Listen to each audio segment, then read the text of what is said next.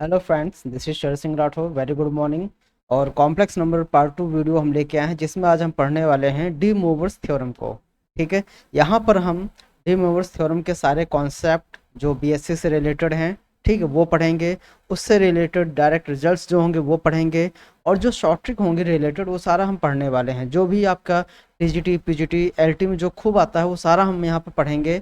और आपका ज़्यादा समय नहीं खराब करते हैं, हम अपनी वीडियो को स्टार्ट करते हैं। तो हमारी वीडियो स्टार्ट होती है। सबसे पहले हम देखते हैं कि डी मूवर्स थ्योरम होती क्या है। एक छोटा सा स्टेटमेंट है कि डी मूवर्स थ्योरम होती क्या है। If n is an integer, n क्या है, कोई इंटीजर है, ठीक है, वो कैसा है, पॉजिटिव और नेगेटिव हो, ठीक है, then just minute, then cos theta plus i sine theta to whole power n क्या होगा, cos n theta plus i sine n theta. ठीक है, तो यही डी मूवर्स थ्योरम है कि अगर आप क्या करते हैं कि cos थीटा और iota sine theta to whole power n solve करते हैं, तो वो क्या आएगा, cos n थीटा आता है plus i sine theta, I sine n theta आता है। जहाँ पर आपको जो n है वो क्या बोला गया है, इंटीजर बोला गया है, ठीक है, वो पॉजिटिव हो या नेगेटिव हो। ठीक, तो इसका प्रूफ में नहीं जाते हैं हम सीधे इसके स्टेटमेंट पे वर्क करके आगे जो इससे रिलेटेड रिजल्ट्स होंगे उस पर वर्क करेंगे। अब यहाँ पे एक चीज़ ध्यान दें कि n कैसा इंटीजर है। अगर हम ले लें कि इफ़ n इज़ फ्रैक्शनल, ठीक है, n कैसा फ्रैक्शनल हो, फ्रैक्शनल पार्ट हो, और कैसा हो, या तो पॉजिटिव हो या फिर नेगेटिव हो। ठीक है, जो n है हमारा कैसा हो, पॉजिटिव या नेगेटिव, तो हम n को p अपॉन q से रिप्लेस कर देते हैं। ठीक है, जब आप इसको रिप्लेस कर देंगे तो ये क्या हो जाएगा, cos theta plus i sine theta to whole power p upon q। ठीक है, ये हो जाएगा। तो जब इसका एक्सपेंशन करेंगे तो ये निकल के आएगा हमारा cos p upon q theta plus sine p upon q theta. ठीक, ये निकल के आएगा, क्या होगा इसका expansion, cos p upon q theta plus i sine p upon q theta होगा। और ये जो वैल्यू होगी ये क्या होगी, is one of the value of cos theta plus i sine theta to whole power p upon q। जो ये वैल्यू दे रखी है इसकी कोई एक वैल्यू होगी। ठीक है, तो ये होता है। तो अब ओवरऑल आप ये कह सकते हैं कि जो n होगा, ठीक है, अभी तक क्या लिया आपने, इंटीजर लिया, अब यहाँ पे फ्रैक्शनल पार्ट ले लिया, तो अब आप ये बोल सकते हैं कि जो n होगा, ठीक है, अगर हम ये सिंपल रिजल्ट की हम बात करते हैं कि cos theta plus i sine theta to whole power n लेते हैं, ठीक है, और इसको हम लेते हैं cos n theta plus i sign n theta. यहाँ पे हम n को क्या ले लेते हैं, एक रेशनल नंबर एज्यूम कर लेंगे। ठीक है, हम क्या मान लेते हैं इसको, रेशनल नंबर। तो अब ये सारे दोनों रिजल्ट्स इसमें फिट हो जाएंगे। ठीक है, अब यहाँ पे बात आती है कि आप डी मूवर्स थ्योरम को कब और कैसे यूज़ करेंगे। ठीक है, उसके लिए कंडीशन क्या है, कुछ कंडीशंस हैं जहाँ पे हम इसको यूज़ कर सकते हैं और जहाँ पे इसको हम यूज़ नहीं करेंगे, तो वो कंडीशन हमें आनी ज़रूरी है। फर्स्ट कंडीशन क्या है कि जो n होना चाहिए वो एक रेशनल नंबर होना चाहिए। ठीक है, n क्या हो, एक रेशनल नंबर हो। ठीक, एक तो कंडीशन ये है। दूसरा, theta of sine and cosine are same, means sine के साथ जो एंगल जुड़ा हुआ है, अटैच्ड है, और कॉस के साथ जो जुड़ा है, ठीक है, वो दोनों एंगल्स कैसे होने चाहिए, सेम होने चाहिए। कैसे होना चाहिए, सेम होना चाहिए। सेकंड कंडीशन है कि जो रियल पार्ट हो, जो भी आप रेशनल नंबर लेते हैं, मान लीजिए कोई ये कॉम्प्लेक्स नंबर है, इसका जो रियल पार्ट होना चाहिए वो क्या होना चाहिए, हमेशा कॉस थीटा होना चाहिए, कॉस वाला टर्म होना चाहिए, ठीक है। और जो इसका इमेजिनरी पार्ट होना चाहिए वो क्या होगा आपका, वो साइन वाला पार्ट होना चाहिए, साइन थीटा होना चाहिए। इन कंडीशंस में आप डी मोवर्स थ्योरम को यूज कर सकते हैं, ठीक है। फोर्थ, अगर कभी इफ n इज √3 आ जाता है, ठीक है, मीन्स इरेशनल नंबर आ जाता है, तो आप डी मोवर्स थ्योरम को यूज नहीं करेंगे, ठीक है। यहाँ पर डी मोवर्स थ्योरम यूज नहीं होगी। और इसको हम कैसे लिख सकते हैं, ठीक है, तो इसको हम ऐसे लिख सकते हैं, इसको रिप्रेजेंट करेंगे cos theta plus i sine theta to whole power √3, तो इसका एक्सपेंशन क्या हो जाएगा, not equal to cos √3 theta plus i sine √3 theta, ठीक है। तो ये इसके इक्वल नहीं होगा क्योंकि कैसा है, ये इरेशनल है, और हमारे हिसाब से कंडीशन क्या होनी चाहिए थी कि ये एक रेशनल नंबर होना चाहिए था, ठीक है। अगर रेशनल नंबर होगा तभी आप डी मोवर्स थ्योरम को अप्लाई कर पाएंगे, अदरवाइज आप अप्लाई नहीं कर पाएंगे, ठीक है।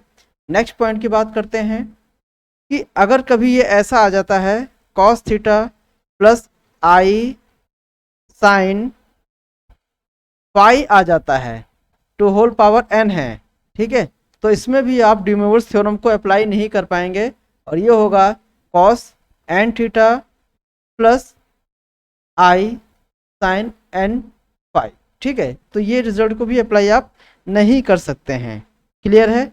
6 एक है फॉर्म और हमारा कि अगर कभी ये ऐसा हो हमारा sine theta plus i cos theta हो, ठीक है, तो यहाँ पर भी आप डी मोवर्स थ्योरम को अप्लाई नहीं करेंगे, आप इसको ऐसा नहीं लिख सकते हैं sine n theta plus iota cos n theta, ठीक है। तो ये रिजल्ट्स हैं जो ध्यान देना, जहाँ पे हम डी मोवर्स थ्योरम को अप्लाई नहीं कर सकते हैं, क्लियर है। डी मोवर्स थ्योरम कहाँ कहाँ अप्लाई हो गया, आपको पता लग गया कि हम अप्लाई दोनों के साइन और कोसाइन के एंगल सेम होना चाहिए, ठीक है, और जो इसकी पावर हो वो एक रेशनल नंबर होनी चाहिए, और दूसरा कि जो रियल पार्ट हो वो हमारा कॉस हो ना कि साइन, ठीक है, इमेजिनरी पार्ट हो हमारा क्या, साइन होना चाहिए ना कि कॉस। तो अगर ऐसी कभी सिचुएशन आती हैं तो हम यहाँ पर डी मोवर्स थ्योरम को अप्लाई नहीं कर सकते हैं। तो इतना आप लोगों को समझ में आ रहा होगा। अगर कोई भी डाउट होता है तो आप कमेंट सेक्शन में जाके कमेंट कर सकते हैं, ठीक है। आगे बढ़ते हैं हम दोस्तों नए पार्ट की तरफ। नेक्स्ट जो पार्ट है हमारा, कुछ रिजल्ट्स हैं हमारे इंपॉर्टेंट, उनको हम देखते हैं कि डी मोवर्स थ्योरम के कुछ रिजल्ट्स हैं, ठीक है, important results of D Moivre's theorem, ठीक है। फर्स्ट रिजल्ट क्या है हमारा कि अगर कभी ये ऐसा आता sign theta plus iota sine theta plus iota cos theta होता है, ये तो होल पावर n है, तो हम इसको इस टाइप से लिख सकते हैं cos n π/2 minus theta plus iota sine n π/2 minus theta. इस फॉर्म को लिख के हम इसको बना सकते हैं, ठीक है। सेकंड रिजल्ट है कि कभी आपको ऐसा दे रखा हो cos theta 1 plus iota sine theta 1, ठीक है, into cos theta 2 plus iota sine theta 2, हम 2 तक ही लेते हैं या थोड़ा बढ़ा दीजिए, या फिर आपको दे रखा हो और डेट डेस करके cos theta n plus iota sine theta n दे रखा है। आप इसको क्या लिख सकते हैं, इसको हम क्या करेंगे cos theta 1 plus theta 2 plus theta 3 dot dot dot plus theta n लिख सकते हैं, ठीक है, plus iota sine theta 1 theta 2 to dot dot dot plus theta n, आप ऐसे इसको रिप्रेजेंट कर सकते हैं, क्लियर है दोस्तों। आगे बढ़ते हैं कुछ और इम्पोर्टेंट रिजल्ट्स की तरफ हम। ये सभी रिजल्ट बहुत ही इम्पोर्टेंट है और इनका बहुत ही यूज़ होगा, ठीक है। जब आप क्वेश्चंस करेंगे, प्रीवियस ईयर्स के क्वेश्चन करेंगे, तो आप देखिएगा इन रिजल्ट्स का बहुत ज़्यादा यूज़ होगा। नेक्स्ट रिजल्ट हम बात करते हैं 1 plus cos theta plus minus iota sine theta to whole power अगर n है तो आप उसको क्या लिखेंगे, उसको हम ये लिख सकते हैं 2 cos theta by 2 to whole power n bracket cos n theta, just minute, n theta by 2 plus minus iota sine n theta by 2 bracket close, ठीक है। अगर कभी ऐसा कुछ आता तो हम उसको इस फॉर्म में रिप्रेजेंट कर सकते हैं। नेक्स्ट रिजल्ट की हम बात करते हैं 1 plus cos theta plus iota sine theta upon 1 plus cos theta minus iota sine theta to whole power आपको क्या दे रखा हो, n दे रखा हो। तो इसको हम क्या रिप्रेजेंट कर सकते हैं, इसको जब फाइनली आप सॉल्व करेंगे तो उसको क्या लिखेंगे, cos n theta plus iota sine n, just second,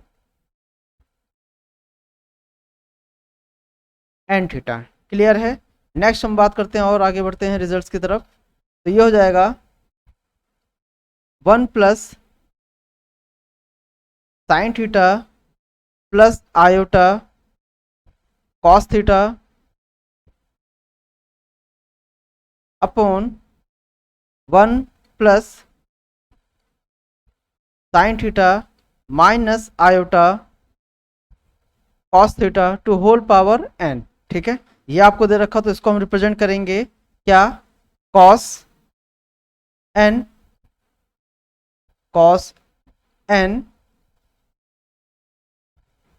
pi by 2 minus theta plus iota sine n pi by 2 minus theta से हम इसको रिप्लेस कर सकते हैं। तो इतना समझ में आ रहा होगा आपको। आगे बढ़ते हैं हम दोस्तों। ये सभी जो कॉन्सेप्ट लिखवा रहे हैं आपको बहुत ही ज़्यादा इम्पॉर्टेंट है, ये आए हुए हैं, कहीं ना कहीं इनका यूज़ हो रहा, तो हमने वो आपको इसलिए लिखवाया, ठीक है। अब फाइनल आप कंक्लूजन निकाल सकते हैं क्या, कि जो डी मोवर्स थ्योरम है उसको आप कैसे रिप्रेजेंट कर सकते हैं। तो कंक्लूजन क्या है आप देख सकते हैं कि फाइनली आपको जो जो डी मोवर्स थ्योरम का कंक्लूजन आया है वो क्या है,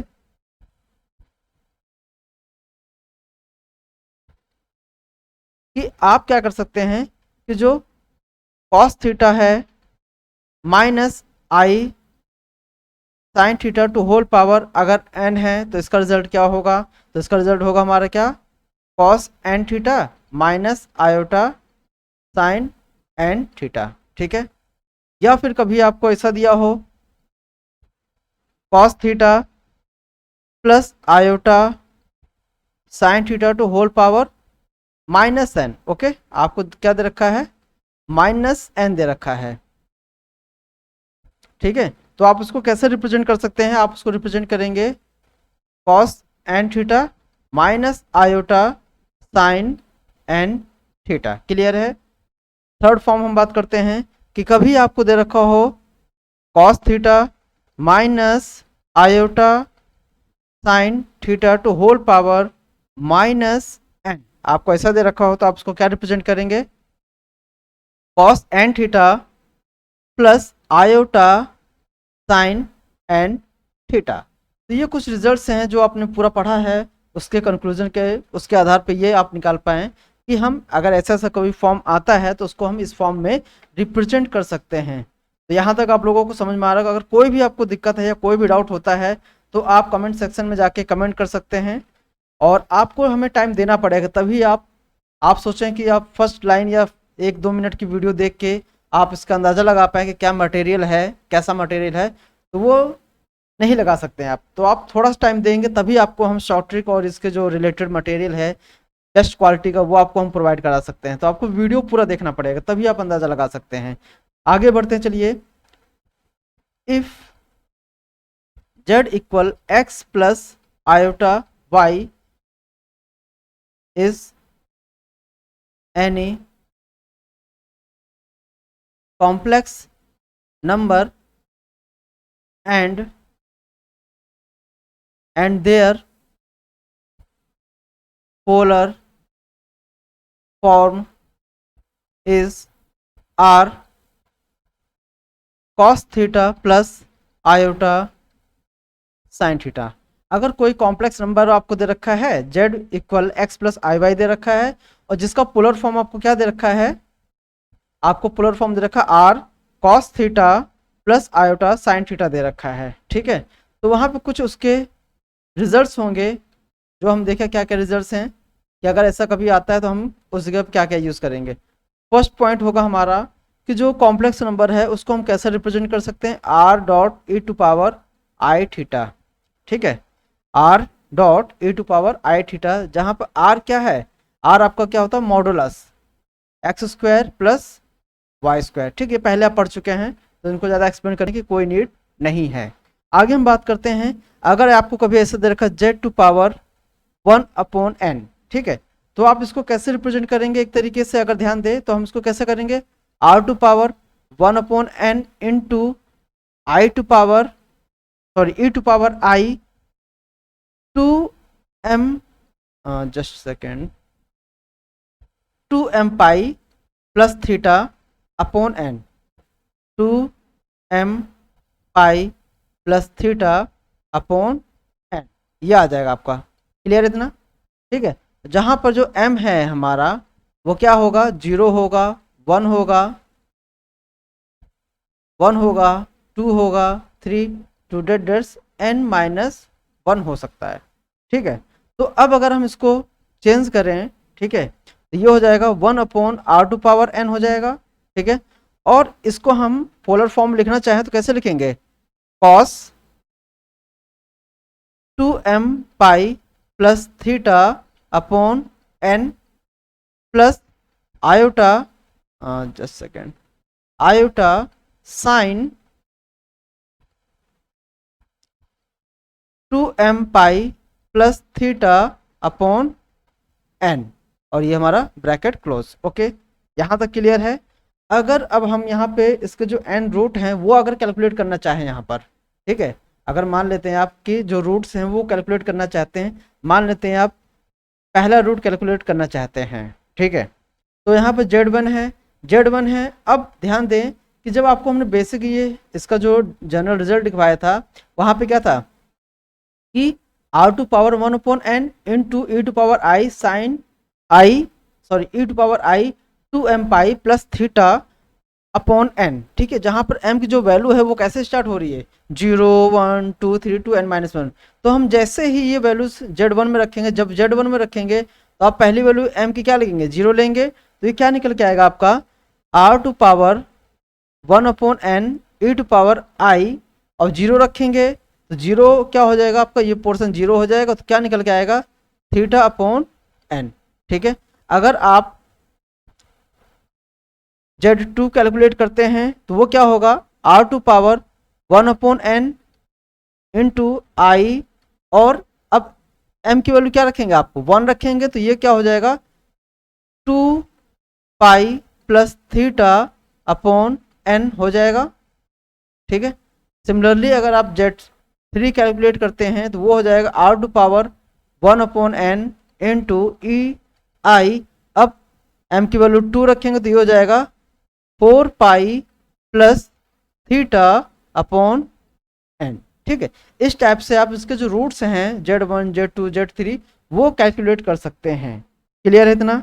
अगर आप सपोज zn कैलकुलेट करते हैं तो वो क्या हो जाएगा, r to power 1/n e to power i to n-1 pi plus theta upon n, जो m की वैल्यू होगी वो क्या रखेंगे आप, n-1 रख देंगे, तो हमें ये वैल्यूज मिल जाती हैं, ठीक है। आगे बढ़ते हैं,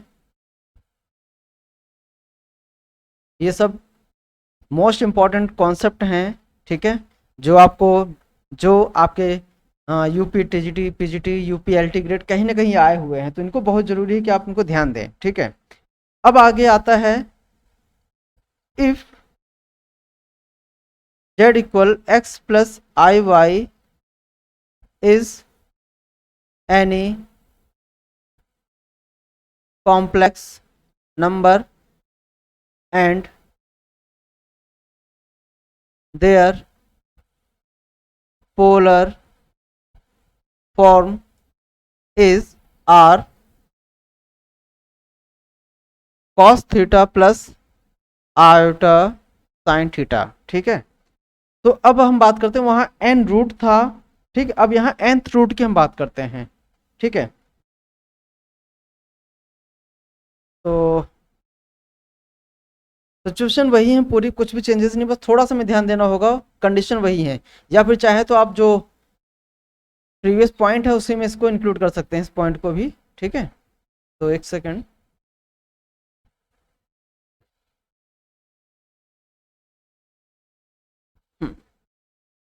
okay.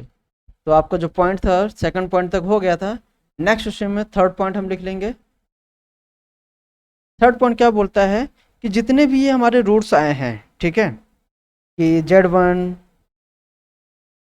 z2 z3 to zn, ठीक है, जितने भी आपने रूट्स निकाले हैं ये रूट्स किस में होंगे, जीपी में होंगे। तो लिखेंगे all roots of complex number z are in geometric progression GP, ठीक है, किसमें होंगे, जीपी में होंगे, जिनका जो कॉमन रेशियो होगा, अगर आप इनका कॉमन रेशियो निकालते हैं, जिसको हम आर से डिनोट करते हैं, वो क्या होगा, e to power 2 pi i upon n, ठीक है। तो जो थोड़ा सा सिस्टमेटिक लिख लें, सही लिखा नहीं है ये, तो ये हो जाएगा आपका e to power 2 pi i upon n, ये क्या होगा, इसका कॉमन रेशियो हो जाएगा, ठीक है। अब इसी में आगे बढ़ते हैं, इंपॉर्टेंट पॉइंट, इसमें आप स्टार बना सकते हैं, ठीक है। Sum of nth root of z means complex number, अगर आप जो रूट्स निकाले आपने उनका आप सम निकालते हैं, z1 plus z2 plus z3 to z plus zn, वो क्या आ जाएगा दोस्तों, 0, ठीक है। अगर आप जितने भी रूट्स निकालते हैं उन सभी को आप ऐड कर देते हैं तो वो क्या आएगा, आपका 0 आएगा। नेक्स्ट हम बात करते हैं, ये भी इम्पोर्टेंट है कि आप क्या करते हैं, product of nth, just second,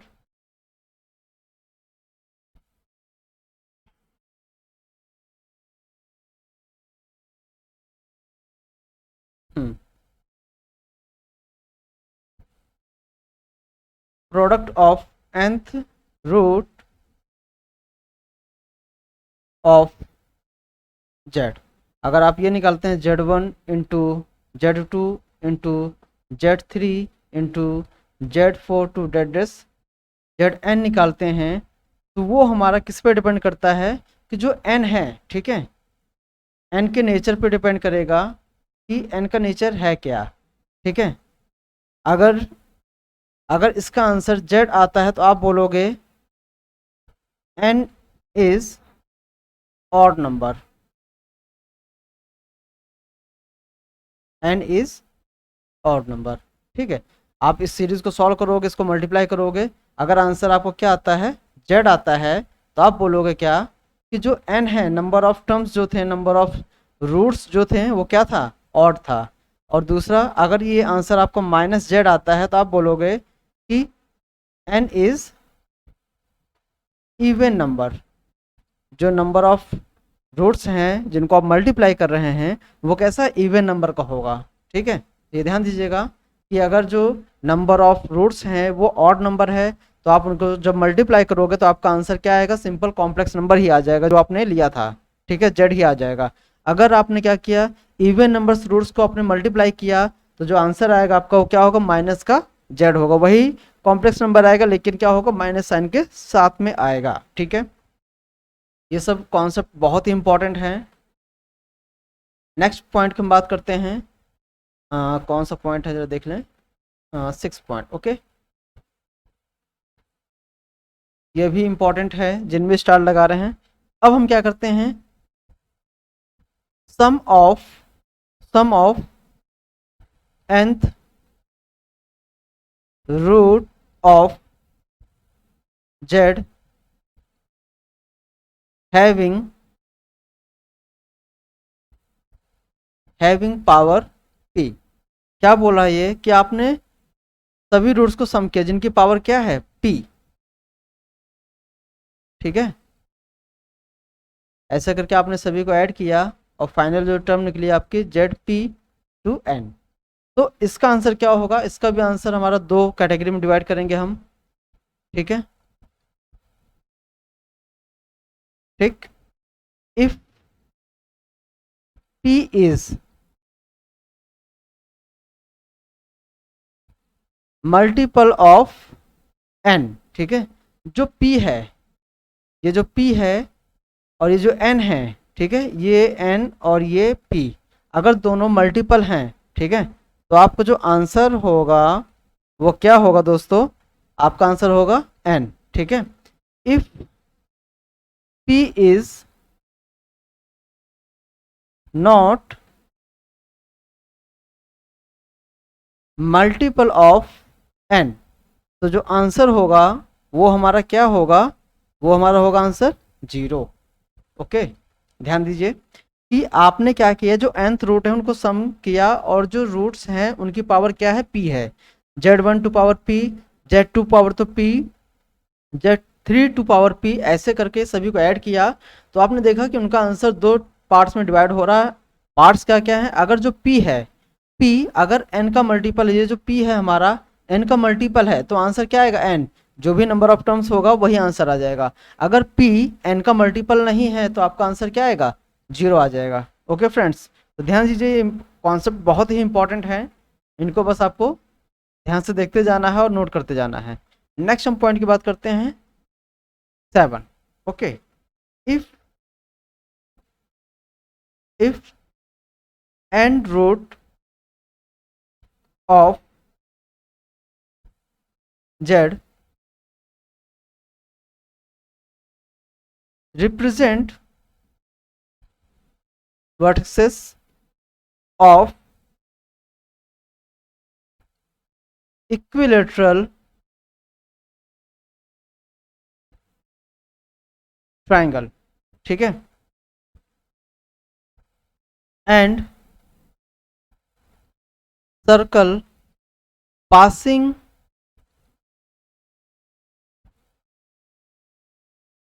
through these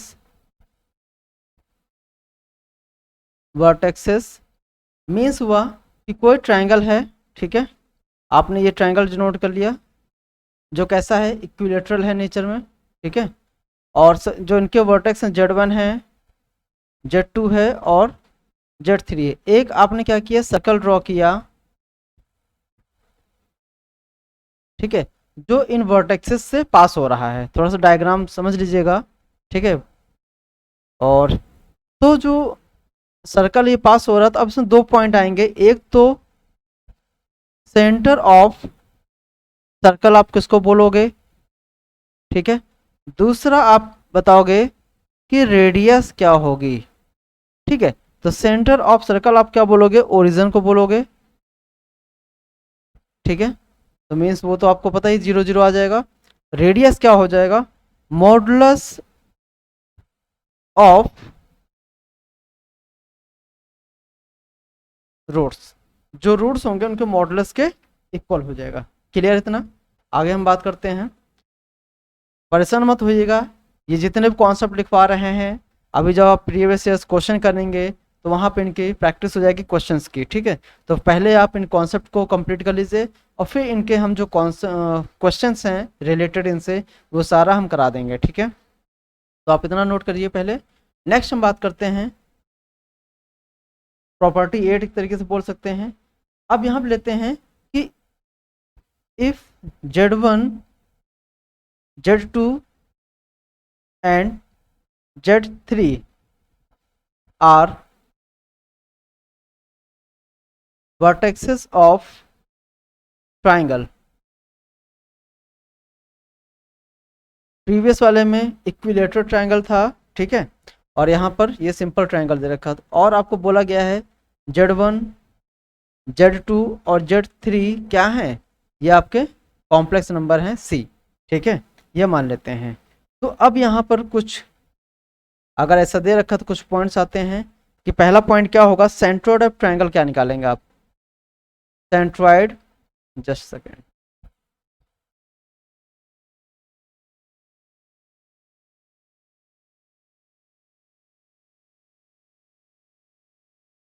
centroid of triangle कैसे निकालेंगे, तो वो क्या होगा 1/3 Z1 plus Z2 plus Z3 होगा, ठीक है। सेकंड पॉइंट कि सरकम सेंटर आप कैलकुलेट करना चाहते हैं तो क्या होगा, सरकम सेंटर मान लेते हैं उसको आप क्या डिनोट करते हैं Z0 से, तो वो क्या हो जाएगा, तो एक रिलेशन एग्जिस्ट करेगा इसके बीच में, ठीक है। तो रिलेशन क्या होगा, then square of Z1 plus square of Z2 plus square of Z3 equal होगा किसके, 3 टाइम्स स्क्वायर ऑफ Z0 या Z0 आप बोल सकते हैं, ठीक है। तो ये रिलेशन बनता है कब, सरकम सेंटर निकालने के लिए, ठीक है। नेक्स्ट आगे हम बात करते हैं थर्ड पॉइंट में। थर्ड पॉइंट क्या है, if Z1 Z2 and Z3 are vertices of triangle, ठीक है। If Z1 Z2 and Z3 are vertices of equilateral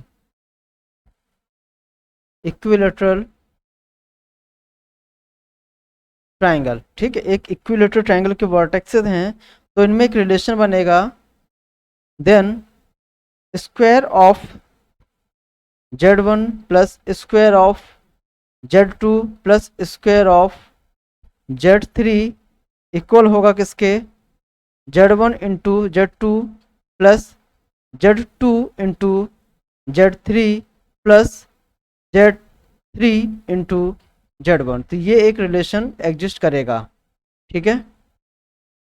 ये कब होगा, जब हमारा ट्रायंगल कैसा होगा, इक्विलेटरल ट्रायंगल होगा, ठीक। लास्ट प्रॉपर्टी इसी की। Fourth property, if Z1 Z2 and Z3 are vertices of isosceles right angle triangle, okay. Right angle triangle के वर्टेक्सेस हैं और जो एंगल बना है Z2 पे वो क्या बना है, या आप इसको ऐसे लिख सकते हैं,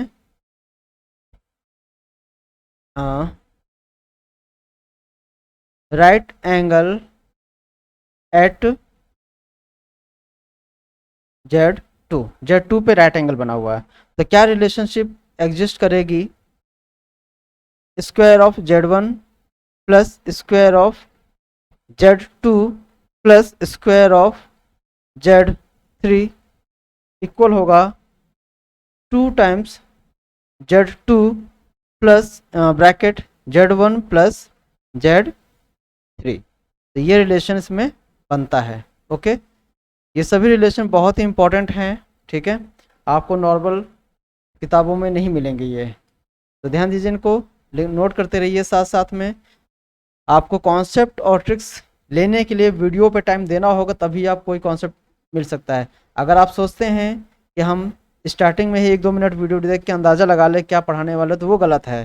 ठीक है, नेक्स्ट कॉन्सेप्ट की तरफ बात करते हैं। ये कॉन्सेप्ट हमारा 9 होगा। ठीक है, if 2 cos theta equal x plus 1/x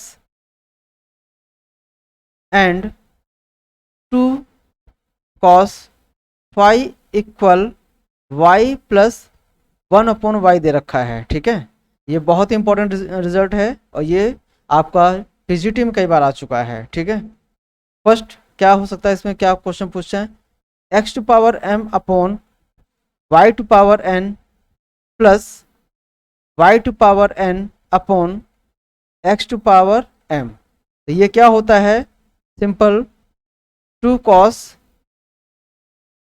m theta minus n phi होता है। ठीक है, ये जरा फाई अच्छे से बना लीजिए आप, n फाई होता है। ठीक है, सेकंड इसी का रिजल्ट होता है एक और, कि x to power m into y to power n plus 1 x to power m into y to power n होगा। तब क्या रिजल्ट होगा, तब होगा 2 cos m theta plus n phi.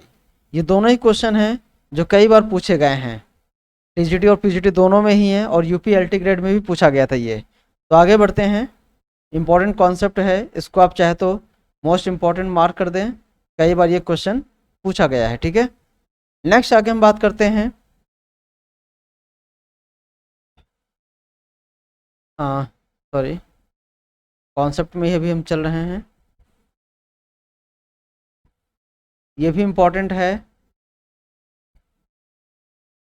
एक चीज़ ध्यान दीजिएगा, अब पेपर का पैटर्न चेंज हो रहा है और जो ग्रेजुएशन का पोर्शन है वो ज़्यादा पूछा जा रहा है, तो थोड़ा उस पर भी ध्यान दीजिएगा। और ये जितने भी रिजल्ट्स आपको लिखवा रहे हैं ये सारे आपके ग्रेजुएशन के पार्ट हैं जो कहीं ना कहीं पूछे जा रहे हैं लगातार। ठीक है, तो ध्यान दें। नेक्स्ट रिजल्ट की बात करते हैं, if x equal cos theta plus iota sine theta and y equal cos phi plus iota sine phi, ये आपको दे रखा है। ठीक है, तो अब इससे रिलेटेड कुछ रिजल्ट्स हैं हमारे, ध्यान दीजिएगा क्या क्या पूछते हैं। पहला तो आपसे पूछेगा x प्लस, आपसे पूछेगा क्या, x प्लस वाई। ठीक है, x प्लस वाई पूछता है, तो वो क्या होगा हमारा, उसको हम सीधे लिख सकते हैं 2 cos theta minus phi by 2 bracket cos theta plus phi by 2 plus iota sine theta plus phi by 2। एक तो ये पूछता है। सेकंड थिंग कि वो हमसे क्या पूछता है, x minus y upon x plus y, ये कहीं ना कहीं पूछे गए हैं, तो ये होता है iota 10 theta minus phi upon 2। ठीक है, थर्ड वो आपसे पूछ सकता है क्या, x plus y, x just minute, x y minus 1 upon x minus y, और ये होगा एक्स वाई प्लस 1। तो ये क्या रिजल्ट देगा हमारा, ये होगा sine theta plus sine phi upon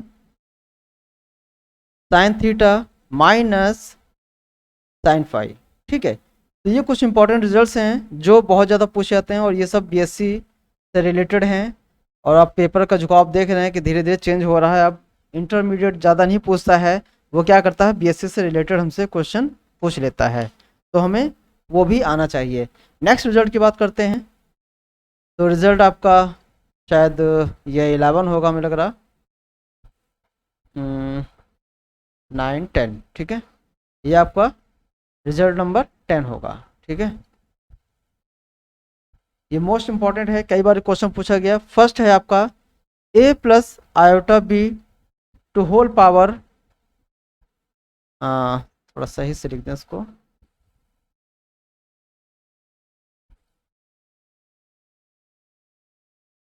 a plus iota b to whole power m upon n, ठीक है, plus a minus iota b to whole power m upon n, ठीक है। ये खूब आया हुआ क्वेश्चन है, तो इसका डायरेक्ट रिजल्ट आपके पास क्या है, 2 time a square plus b square m upon 2n, और क्या हो जाएगा cos m upon n, just second, m upon n, और हो जाएगा साथ में क्या, tan inverse b upon a, हाँ,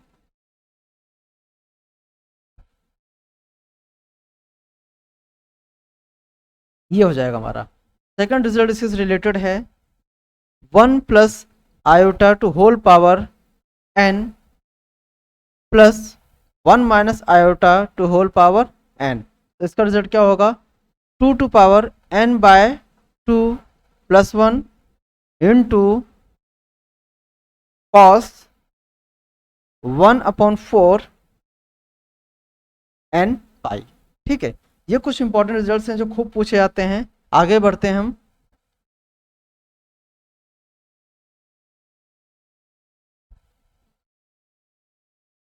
कॉन्सेप्ट नंबर 11, ठीक है।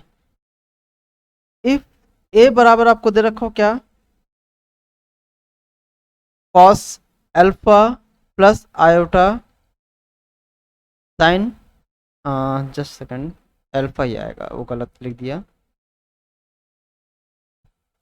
अल्फा, और आपको दूसरा दे रखा हो b cos beta plus iota sine beta, ठीक है। और एक और दे रखा हो आपको तीसरा कॉम्प्लेक्स नंबर, सी दे रखा हो cos gamma plus iota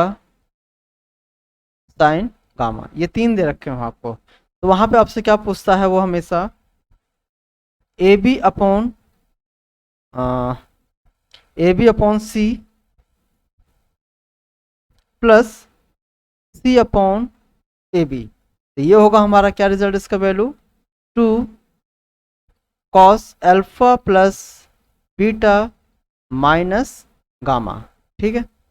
second क्या पूछेगा आपसे, a b c plus 1 upon a b c पूछ लेता है, तो ये इसका रिजल्ट क्या होगा, 2 कॉस अल्फा प्लस बीटा और प्लस गामा, ठीक है।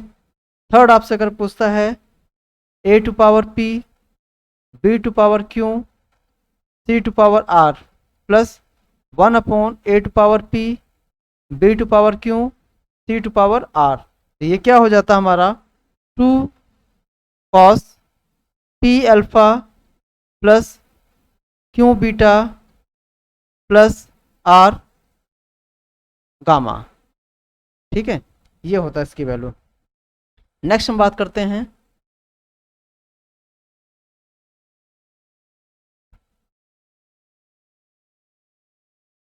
12 कॉन्सेप्ट की। इफ एक्स आर कोई कॉम्प्लेक्स नंबर रिप्रेजेंट कर रहा है, और वो क्या है, cos z upon 2 to power r plus iota sine z upon 2 to power r, ठीक है। तो आपसे वहां क्या पूछा है, then x1 into x2 into x3 to डेट डेस एक्स एन का प्रोडक्ट पूछा, ये एक्स आर है, ठीक है। तो आप वहां पे क्या लिखेंगे answer, minus cos pi upon 2 to power n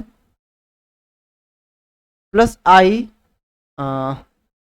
sign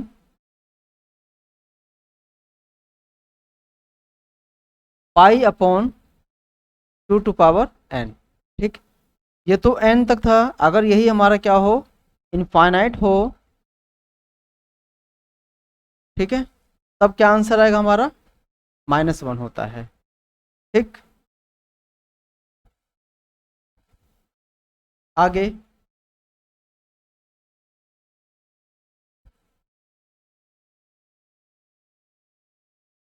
इसको मोस्ट इंपॉर्टेंट डालिएगा।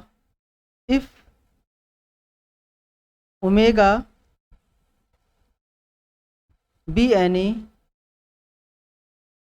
कॉम्प्लेक्स नंबर, ठीक है, ऑफ, कॉम्प्लेक्स नंबर ना करके कॉम्प्लेक्स रूट लिखिए, थोड़ा सा ये गलत लिख गया है, या सीधे सीधा आप ऐसे लिखिए, बी रूट ऑफ 1⁵, ये इसका क्या है, रूट है। तो अब अगर ओमेगा इसका रूट है, तो अगर हम सम करते हैं 1 plus omega plus omega square plus omega cube plus omega 4, तो वो कितना आएगा, हमेशा 0 आएगा। अगर आपने इनका प्रोडक्ट किया 1 into omega, omega square, omega cube और ओमेगा की पावर 4, तो वो कितना आएगा आपका, ओमेगा आता है। ठीक है, इसको ध्यान रखिएगा, ये काफ़ी बार पूछा गया है। नेक्स्ट हम बात करते हैं, इसको भी मोस्ट इंपॉर्टेंट डालिएगा। लेट आपने कोई कॉम्प्लेक्स नंबर लिया z, उसको रिप्रेजेंट किया किससे, cos theta plus iota sine theta से, ठीक, और 1/z को आपने रिप्रेजेंट किया किससे, cos theta minus iota sine theta से, ठीक है, इससे आपने रिप्रेजेंट किया। अब यहाँ पे जो क्वेश्चन पूछा जा रहा है, क्या क्या पूछा जाता है आपसे कि z प्लस 1/z बता दीजिए, तो वो कितना होता है, 2 कॉस थीटा होता है।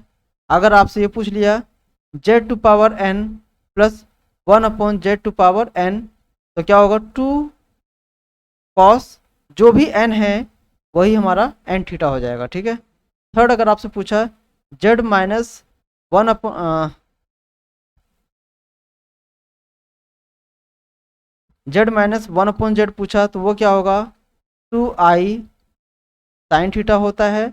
अगर आपसे ये पूछा है z⁴n माइनस 1/z⁴n पूछा है, वो क्या होगा, 2i साइन n थीटा, जो भी n होगा, 4 5, तो हम यहाँ 4 लिख देंगे, 5 लिख देंगे, जैसा भी होगा। ठीक है, तो ये है इसका।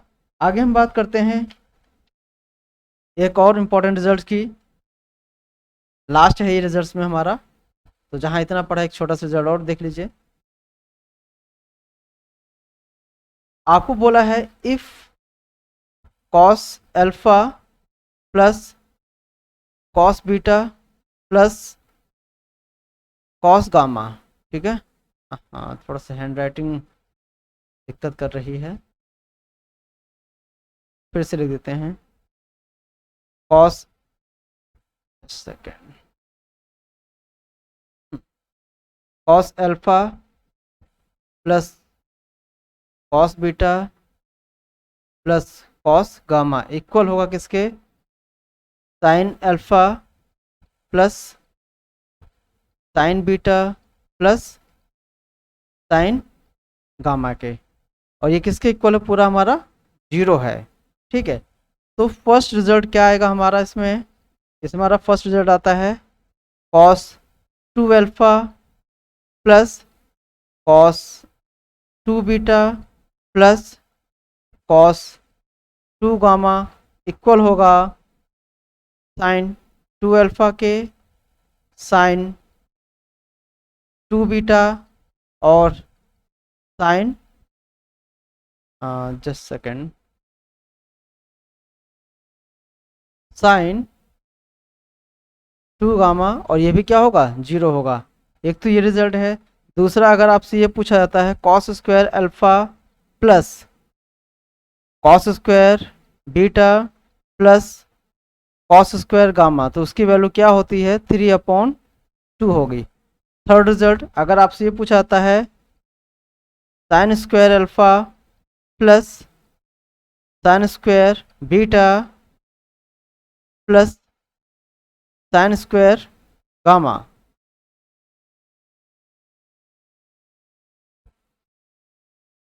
तो उसकी वैल्यू भी कितनी होगी, 3/2 होगी। और आगे हम देखते हैं, दो रिजल्ट इसके बचे हैं, छोटे छोटे से कर लीजिए। अगर आपसे पूछता है sine alpha plus beta plus sign beta plus gamma plus sign gamma plus alpha, तो उसकी वैल्यू क्या होगी दोस्तों, 0 होगी। नेक्स्ट हम बात करते हैं, अगर आपसे इसने पूछा cos 4 time alpha plus cos 4 time beta plus cos 4 time gamma, ठीक है, तो इसका आंसर क्या होगा, -2 cos 2 time beta plus gamma plus cos 2 time gamma plus alpha plus cos 2 time alpha plus beta, ठीक। ऐसे ही सिमिलरली लास्ट रिजल्ट है sine 4 alpha plus sine 4 beta plus sine 4 gamma आपसे पूछे, तो इसका आंसर क्या होगा, -2 sine 2 times alpha plus beta sine 2 time beta plus gamma plus sine 2 time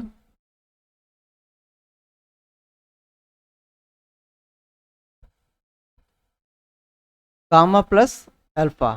ये कुछ इम्पॉर्टेंट रिजल्ट्स थे जो हम लोगों को आना चाहिए था, और अगर आप इनको कंप्लीट कर लेते हैं तो आपका जो बीएससी वाला पोर्शन आता है रिमूवर्स थ्योरम से रिलेटेड हैं, तो वो आपका कहीं नहीं जाने वाला, ठीक है। आप देखते हैं कि पीजीटी या एलटी या टीजीटी अब क्वेश्चन का पैटर्न बदल रहा है, अब आपका डायरेक्ट बेस में क्वेश्चन नहीं आता है, मीन्स 12th रिलेटेड जो एनडीए लेवल पे पहले पेपर आता था एनडीए एयरफोर्स वाला, वैसा पेपर नहीं आता है, अब उसका पैटर्न बदल रहा है, ठीक है। बीएससी का पोर्शन ज़्यादा पूछा जा रहा है, तो आपको ये सब कंप्लीट करना होगा, ठीक है। तो जल्द ही मिलते हैं आपसे नेक्स्ट वीडियो के साथ में। थैंक यू, वीडियो को पूरा देखिएगा तभी आपको समझ में आएगा कि क्या इसमें है और क्या नहीं है। ओके, थैंक यू दोस्तों।